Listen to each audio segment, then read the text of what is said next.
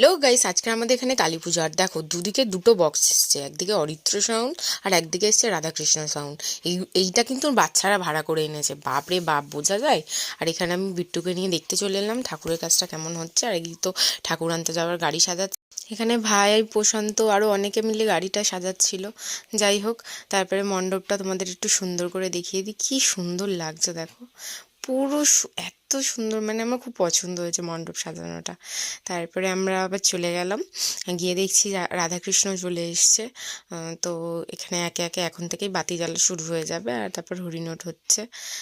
আমাদের রাধাকৃষ্ণটা অতি প্রাচীন, আগে আমাদের এই মন্দিরেই থাকতো, এখন কিন্তু চাকদায় থাকে। আর এই যে হরিণোটের বাতাসা পেলাম, আর এই রাধাকৃষ্ণটা দেখো।